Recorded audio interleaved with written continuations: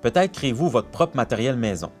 Peut-être aussi que des collègues vont vous partager des exercices du genre ou que vous allez chercher des documents sur des sites de partage comme Teachers Pay Teachers.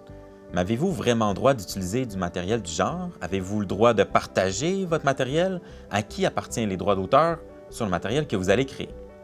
Malheureusement, il y a beaucoup d'informations erronées qui circulent qui amènent à des infractions sur la loi sur le droit d'auteur. Donc, on a décidé de faire une vidéo qui aborde le sujet du matériel maison et sur les droits de reproduction. En premier lieu, allez voir les modalités de votre convention collective, parce que les informations qui suivent peuvent varier d'une commission scolaire à l'autre. Donc, quand on parle du matériel maison, le matériel que vous allez créer, sauf indication de votre convention collective, les droits moraux vont vous appartenir. Donc, le droit, entre autres, d'être reconnu comme auteur de l'œuvre et d'être cité comme tel lors du partage. Pour ce qui est des droits patrimoniaux, donc les droits d'exploitation et les droits économiques sur une œuvre. Donc, si le matériel que vous avez fait a été conçu dans le cadre de vos fonctions, les droits patrimoniaux vont appartenir à votre employeur, donc la commission scolaire.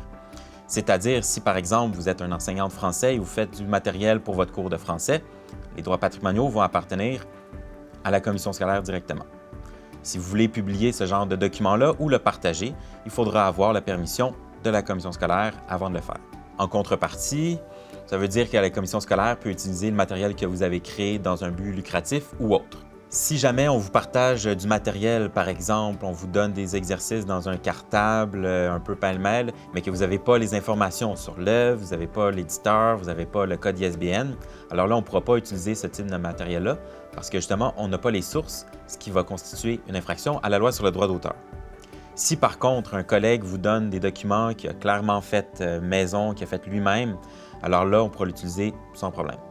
Pour plus d'informations, consultez notre site Internet ou visitez nos pages Facebook et Twitter. Vous pouvez aussi vous abonner à notre infolettre ou nous écrire ou nous téléphoner.